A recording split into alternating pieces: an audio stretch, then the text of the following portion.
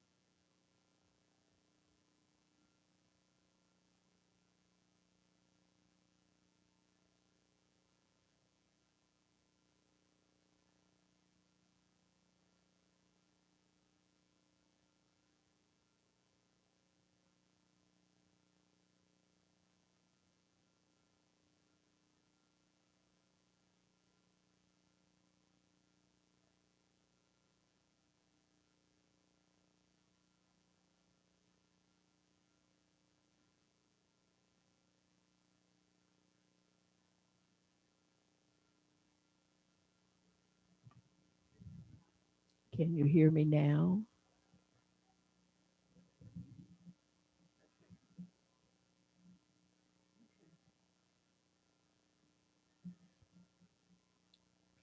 Well,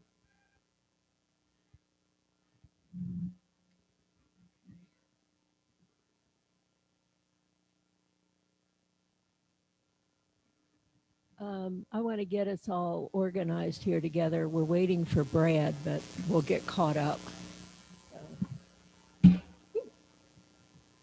So anybody who you're, what is the rule? If you've been fully vaccinated, you don't have to wear a mask indoors, but it's up to you. If you're more feel better with one on, go for it. So, okay. I think I have 9:34. Yeah. Okay, well, I'm going to go ahead and call the meeting to order. I think all the microphones are off, so you might want to check before you speak because we're being recorded. So we have to behave. which for some of us is difficult. So the first order of business, let's just have a quick moment of silence so we can all get the chair can get her brain in the right place.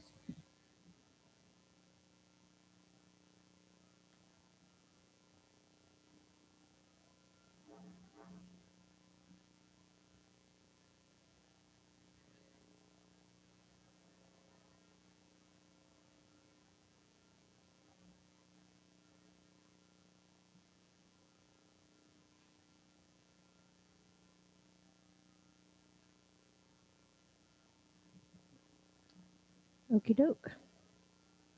Our first, if somebody else can help take notes for the meeting, I'm going to be writing things down too to be able to share with Brad. But as far as I know, he will be here. And our first order of business is the adoption of the agenda. Does anyone have any changes that need to be made to it or business for today? And if not, I will accept a motion to adopt. Okay. All in favor? Aye. Okay. Everyone should have a copy of the minutes from our April 27 meeting. I think they're all still in draft form. Were there any corrections or additions needed to be made to the minutes?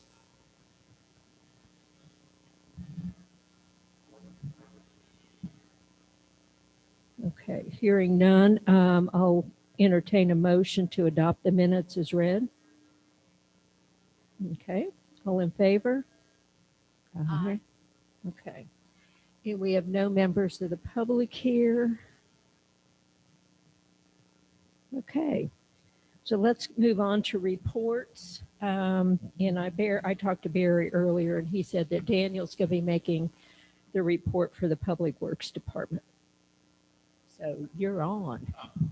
Is that? Yeah. Barry and I went through the old town hall and found some stuff from O'Neill Tate. And we're going to continue to kind of dig through some of that stuff as we remove what's remaining over there. And we're hoping to find, Barry thinks there's a few more things that would be helpful for everybody. And we're going to start working next week, I do believe Barry said, on the tree inventory stuff, taking out, removing some of the trees and actually getting started on the original inventory. We've taken care of quite a few trees that have come up in between. So we're volunteered to fall down. Yeah. We're looking forward to that. Yeah. So Great. other than that, I think that's about all he had to report. The chestnut tree. Oh gosh. Yeah. So during the WLOS story about the chestnuts, Barry and I went up and found the chestnut was not leafed out. We certainly thought it was dead. Upon further review, we've gone up and found that it has leafed. It is in distress, and we're gonna try to do our best to get it jump started back and maybe get some more years out of it.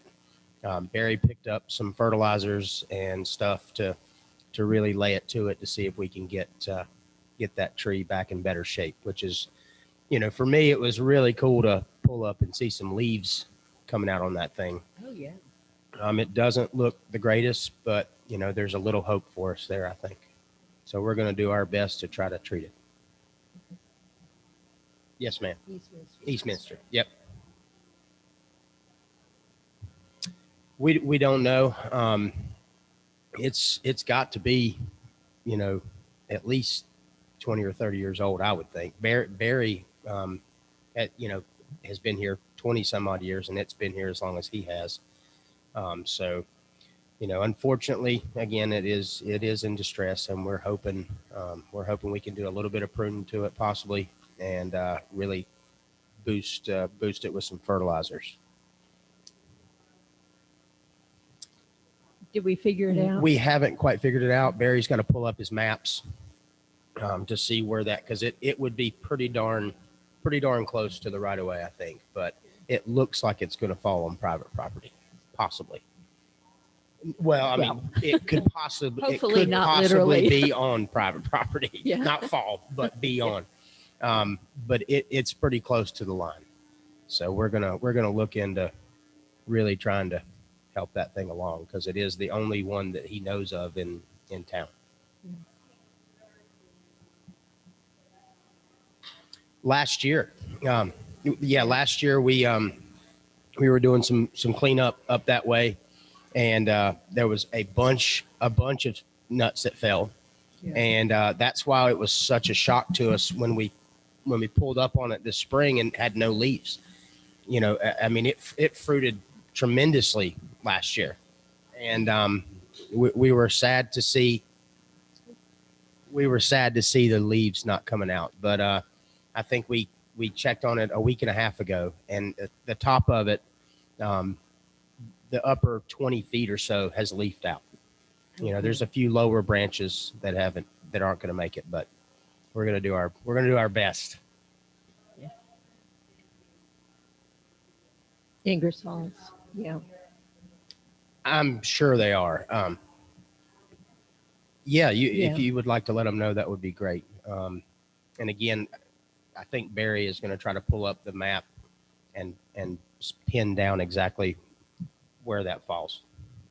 Okay. Not falls, but Yeah. where it sits. Not literally. Yeah. Where it is planted. Yeah.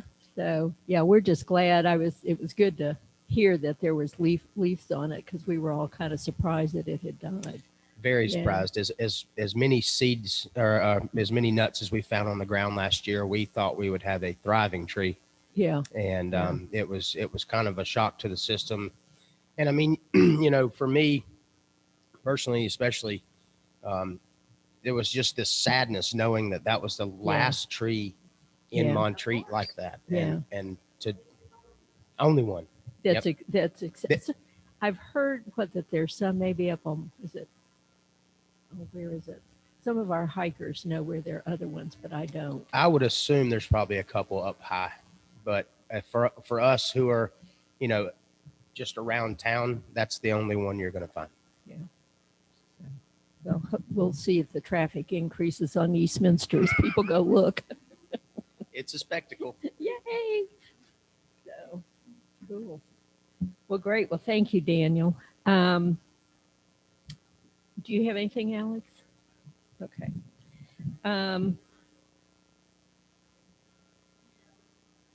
I, I will. Okay, I will. It is not, I'm letting them catch their breath and get settled.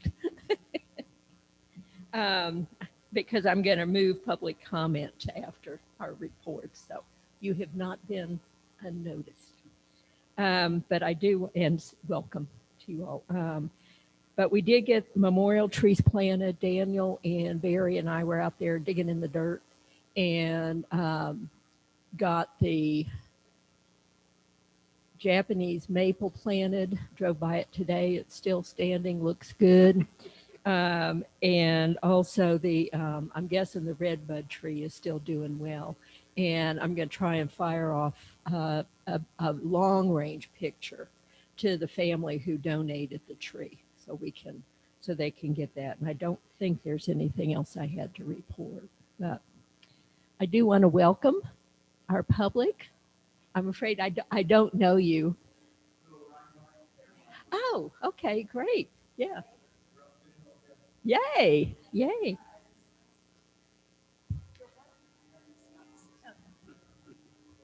I know names, but I don't know faces.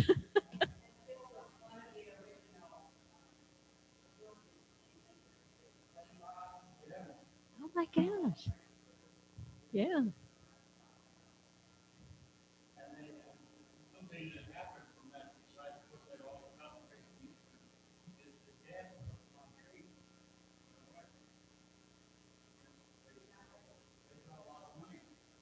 Yeah.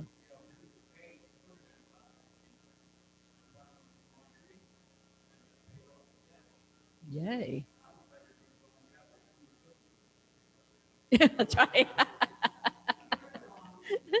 That's right. That's not on our agenda. Thank you. But well, welcome. I'm glad you guys are here today. Yeah. Did you have anything else you wanted to share? Oh, okay. Yeah, when you came in, we were talking about there's a chestnut tree up on Eastminster that we thought had died. And we reported at WLOS. We did a story with WLOS. Um, it was on April 30th was the day it aired. So if you want to go back and see the story, you can go to WLOS.com. And it was a story about the restoring the American chestnut to the Western North Carolina. Yes, and you can actually, the public can buy, but they're very picky about who gets to buy, but they are becoming more available. So we have 10 in my yard that are potted. We're waiting to find out where. And last year we planted 4 in different places around town. So I can give you a map and show you where those are if you want to. Yeah. Well, great. Well, good. Well, we're glad you're here. Glad to put faces to names. Yeah, great. Okay, well, let's go ahead and move on to new business. I'm sorry, I don't have any agenda published. Um, there was a storm recovery webinar. Alice, you want to share what you didn't find out? First, I'll say something about the chestnut tree. I can almost see it from my kitchen window. I live on Eastminster. I have to look really, or at least walk up just a little bit my driveway. But when the leaves are off, I could probably get some kind of glimpse of it. So I love that. Yeah. I love knowing from Ann Strawn that it was up there before they moved. So anyway, on the stormwater webinar, which Brad, can you speak up, or are you on? Is it on? I need for you to speak into it, like you're eating. What is it? Like you're eating ice cream cones. This is what I do. The stormwater seminar, which Brad, Hester, and I had both registered for. Daniel, I don't know if you did or not. When I logged on, I could not get on the website, and so I emailed the folks who had sent many reminders so that we wouldn't forget it. So I appreciated that. But they let them know I could not get on, and they responded immediately. They were having technical difficulties. I asked Brad by email whether or not he had been able to participate. I did not get an answer from him. Daniel, were you able to get onto the website? Yes, ma'am. Okay. Well, then maybe you will have more to report than I, because what I have is that there were technical difficulties at their end, not at my end, and that many people were having issues. So that's what I have. Okay. Did you have anything you want to report from that? Since you end up being the only one who was able to attend. I had some notes back in the town hall or public works building, but Andy Clevenger from the Forest Service is just always a joy to sit and listen to. Oh yeah. I cannot remember. Was it Rob? I can't remember the other guy's name. There was a gentleman from down near Wilmington who gave John something. Yes, I think so. Okay. I can't remember. I've got his name written down. Yeah. Either way, there's a gentleman from the Forest Service who has kind of helped us do a lot of stuff around town. He's kind of helped us with some tree inventory stuff. He's a very knowledgeable guy. He was part of the ISA arborist certification stuff when I took that. Just a pleasure to listen to. A very knowledgeable guy. And it's always good to brush up on storm preparedness. And so obviously, as we know, it can get really nasty up here really quick.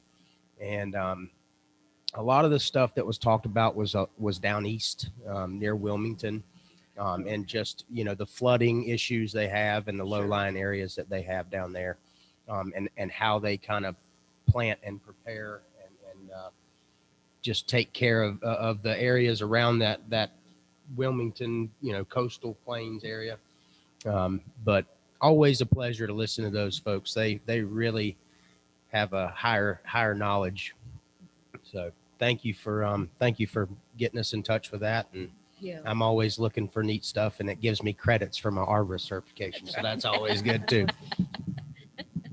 happy to help with that continuing ed. Yes, ma'am. We have between the Arbor Day Foundation and Urban and Community Forestry folks, we get lots of emails. I think I know Brad gets several from American Chestnut. I get theirs as well, and I'm trying to be better about sharing it. So anybody who can sign up and take advantage of it, it'd be great. So, well, I'm sorry Brad's not here. He was able to attend the planting and restoring chat that the chestnut chat they had last Friday. So I'll have him do a report later on how that went.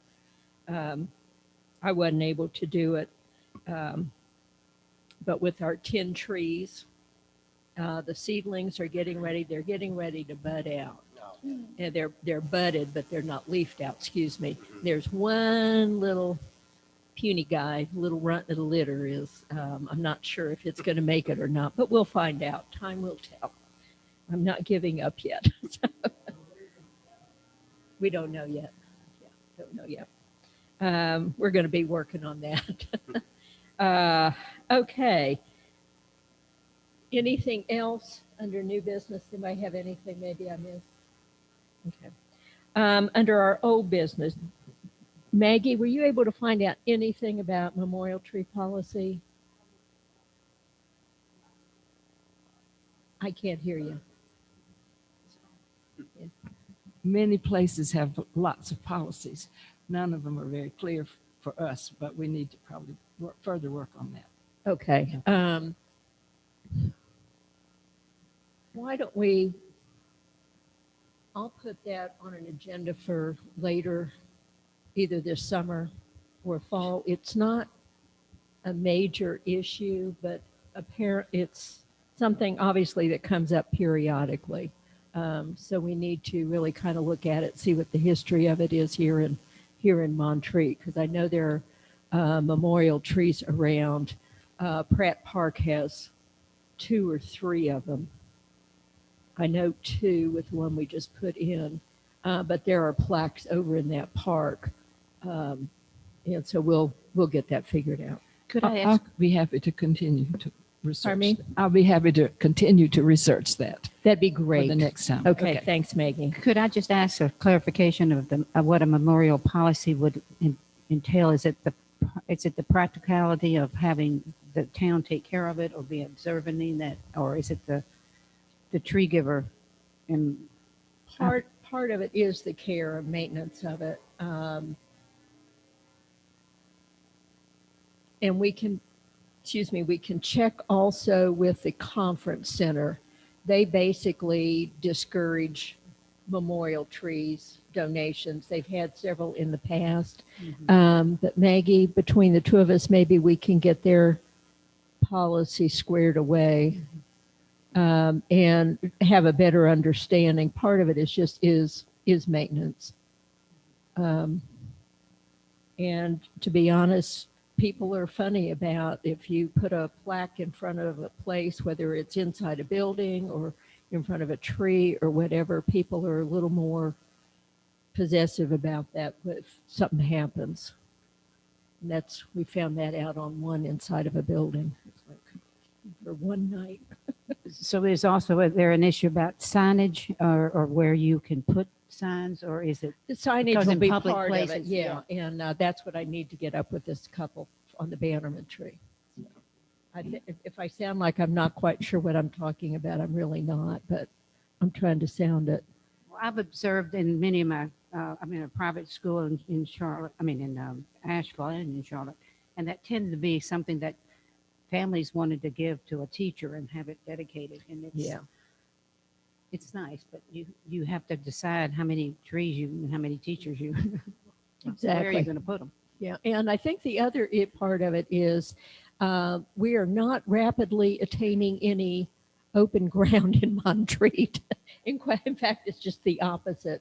So it becomes a space issue also, and especially if we're trying to maintain and get a grip on how the trees are growing and the ecosystem and the canopy.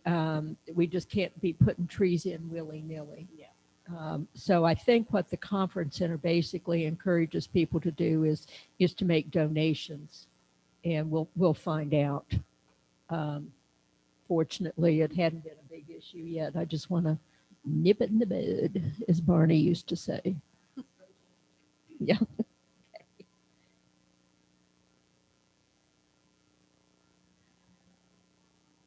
Okay. I know we've been trying to get up with our Duke Energy boys. I call them the Smith brothers, but they're not brothers. Um, I don't know if we've been able to get a hold of Roy and Terry at all. I have not. I am trying my best to be a squeaky wheel. Uh-huh. Seems to me that a squeaky wheel always gets fixed. I've tried to call him about once a week, but to no avail yet. Yeah. So, and again, I said this the last meeting. I would say that right now is probably The worst. closing in on the busiest time of year for Yeah. Terry. It's Terry Smith. He does that. He's based out of Greenville, South Carolina, and works all of Western North Carolina. I think from about Charlotte on back to the Yeah. state line. So we're one of many municipalities or city town areas that are probably looking for his services. Okay. Especially in the world today with people, trying to buck on Roundup and spraying chemicals on the line, in the lines in the right of ways of power companies. It's important. It's important to me to try to get some information to everybody because I know how much this town wants to hear Yeah. about it. But again, I'm trying my best to be a squeaky wheel. Well, and I know Roy was here a lot last fall. Yeah. I guess it was when they were out checking to see what needs to come down and marking trees and stuff. So I think one thought I have is why don't we just keep trying? I won't put it on the agenda until Sure. we know we can actually get a hold of them, and maybe we can do a Zoom or a webinar type thing next fall when hopefully things kind of slow down for them, Sure. especially in the chemical and the cutting departments both. How does it become an event? What does that mean when it's an energy event? We were trying to get Terry and Roy to participate in the Zoom event and have members of the public send in questions I got you. that they might have for Duke Energy about care and any of the questions that people had, and be able to just have them be able to answer questions. So I'm not They gonna, could be in Greenville doing it. They Yeah. don't have to come here. yeah. I mean, I'm not giving up on them. Let's just ease back and keep me posted. Yes, ma'am. Let me know if that squeaky wheel I gets was going to greased. say I'll continue to be squeaky. Okay. Okay. I know I sent out a couple of work dates or possibility for work date. And this was to go around town and try and get some of the ivy removed and to get volunteers together to help relieve our public works folks from being able to have to be solely responsible for getting ivy off of trees, and to get good input from you guys. Barry said he talked with you about it this morning. We had picked kind of June 3rd and June 8th as possible dates. I think the 3rd, I was staying away from Mondays and Wednesdays. At the moment, nobody has responded either way. I've been leaning toward June 8th, which is a Tuesday. I think that gives us a little more time to advertise. And so how does that work for you? You're in charge of this. So. You and me together, kid. Sounds good to me. June 8th works for me. Okay. And then we can work on getting supplies together. And, Sure. So we'll work on getting that in the Montreat Minute. And can we do that? Should we do extra advertising? Put posters up or anything? What do you think? I'm getting the input from our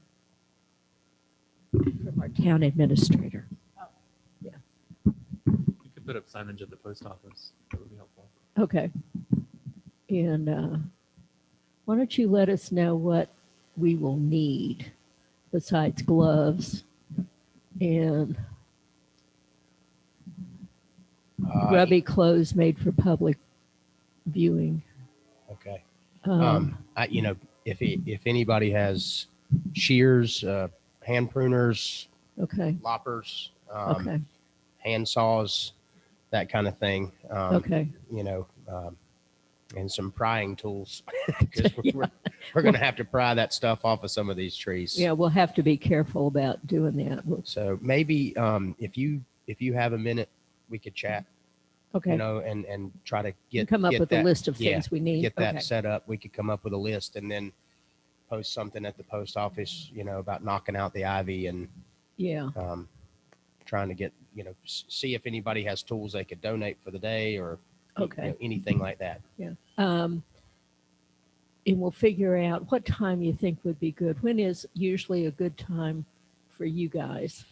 I get here at 7:00, so I'm ready to go at 7. We're not. But 9:30. I would say we'd want to try to do it, early as possible. 9:30, 10 cooler. o'clock. 9:30. Because it's going to be getting warm. Yeah. Yeah. And I mean, I think the earlier jump you get on it, the more you'll get done. So Okay. Yeah.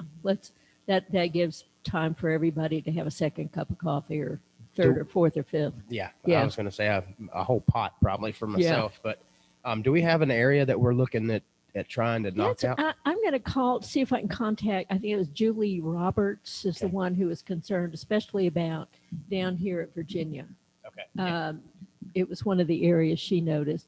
And I'd like for you guys to pay attention to where, because I know we can only do this in the town rights of way on the public property, not on private. So that'll be good. We can figure out places to work and how long we want to work. I figure 2 hours? Yeah, I would say we could if we had Yeah, a if we can decent amount of stand each other that volunteers. long. Yeah. Yeah. Okay. Some of this stuff's going to be pretty heavy duty. Yes. Yeah. That stuff's been growing for a while, so you've got Yeah. vines that are 1.5 inches.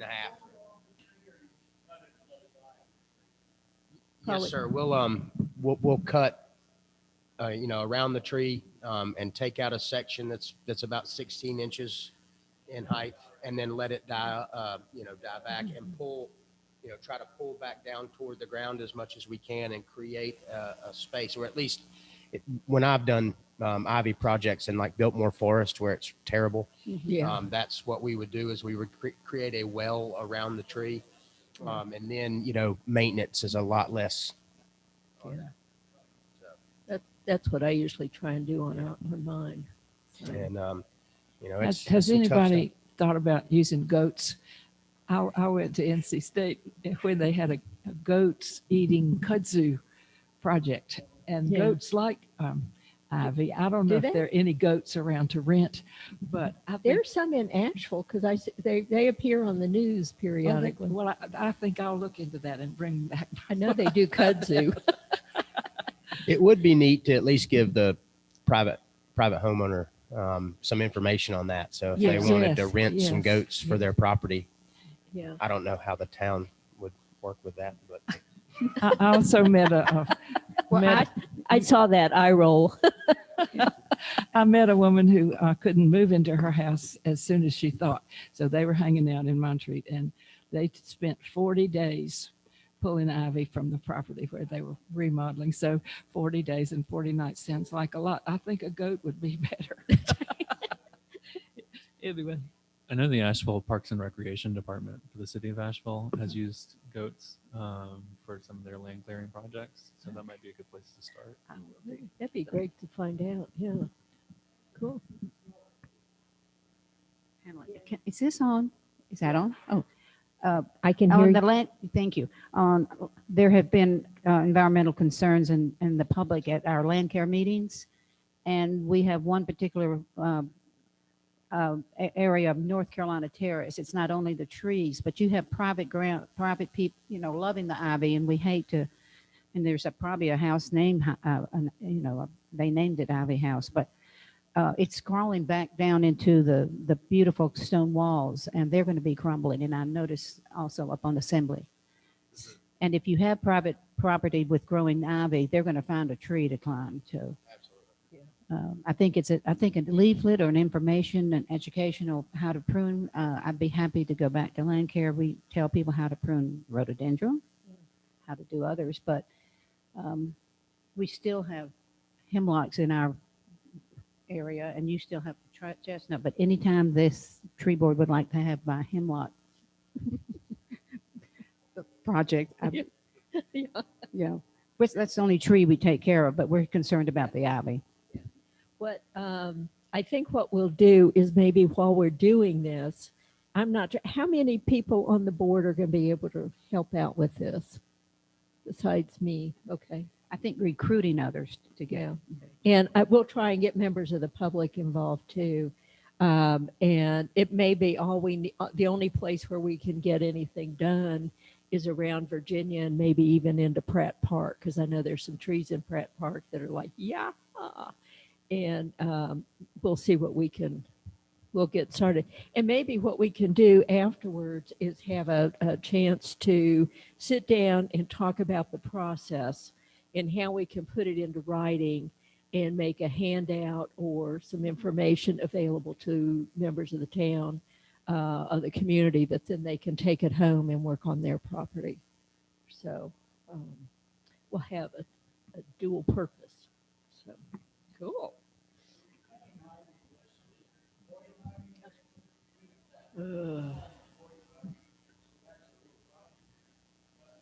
Yeah.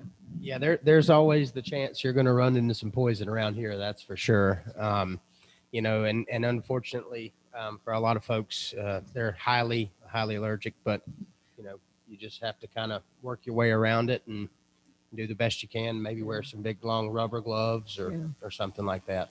Well, and that's one of the very few things I'll use chemicals on. Sure. Yeah, and we'll figure that one out as Yep. we'll say, avoid that area.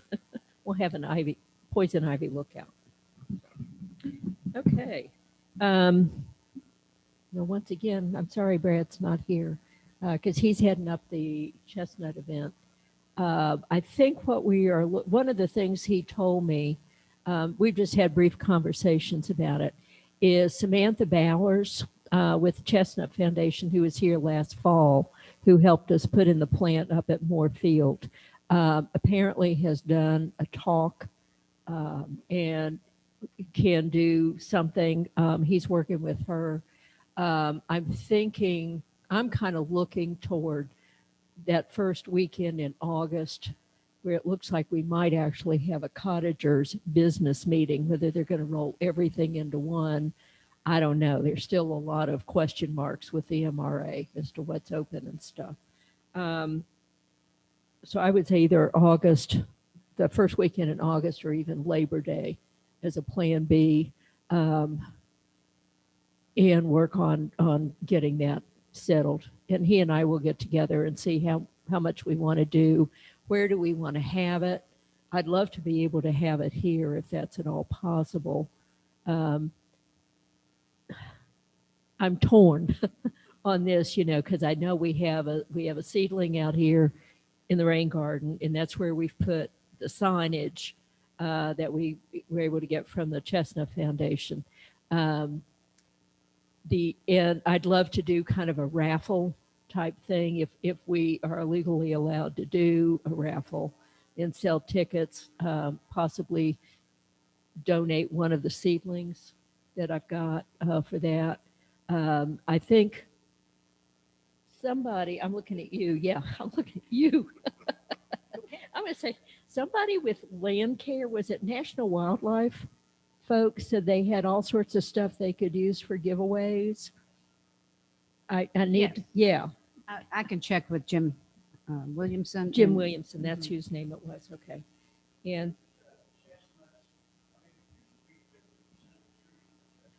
yeah.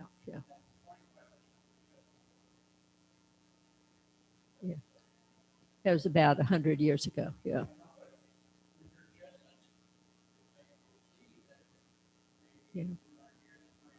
Yeah. That's where we're hoping that they'll be able to roast chestnuts on Christmas in another century. So, yeah. Okay. Yeah.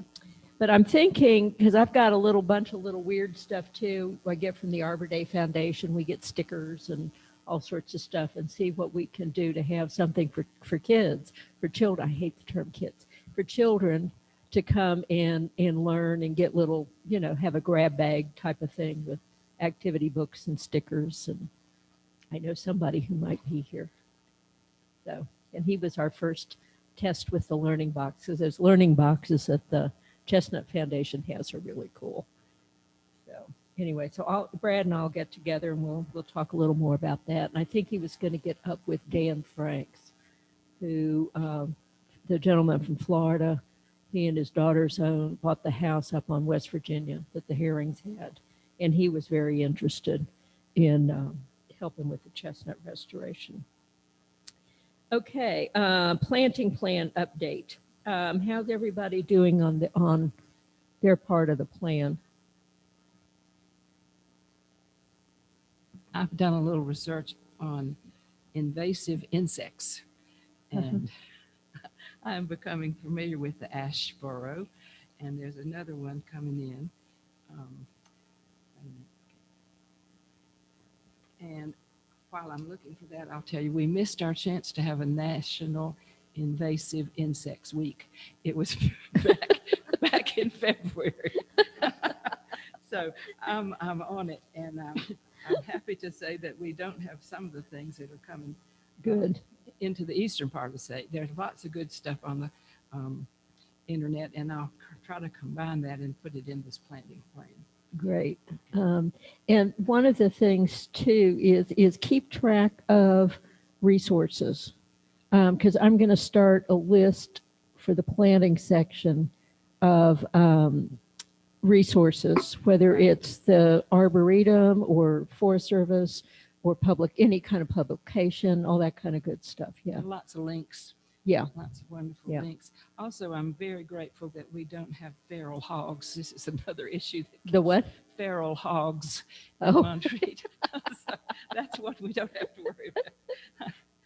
Where are they? How close by? Over near the Parkway, I know. I mean, near the Yeah. Appalachian Trail.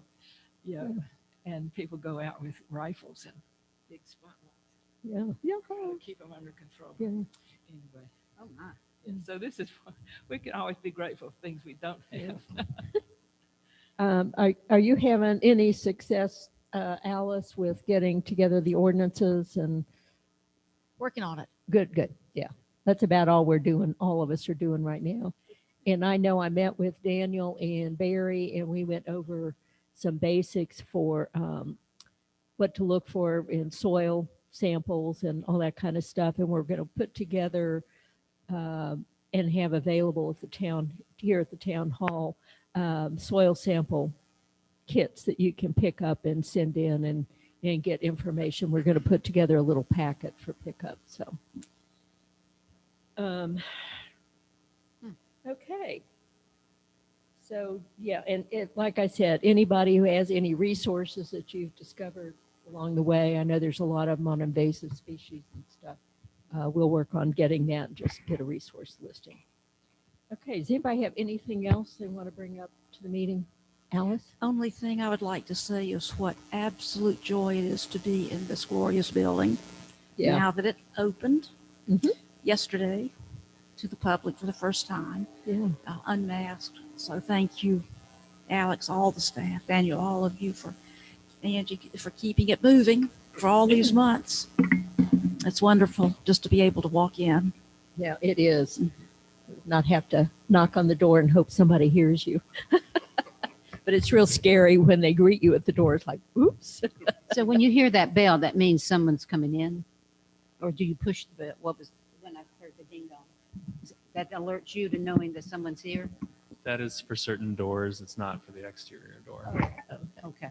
It's for the non-used a lot doors.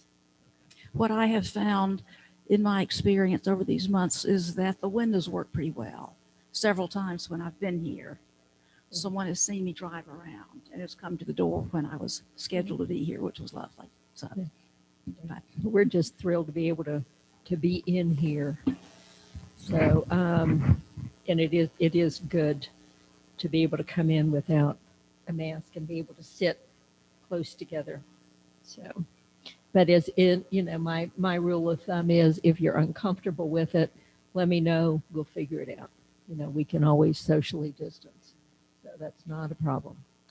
Okay. I have nothing else on the agenda.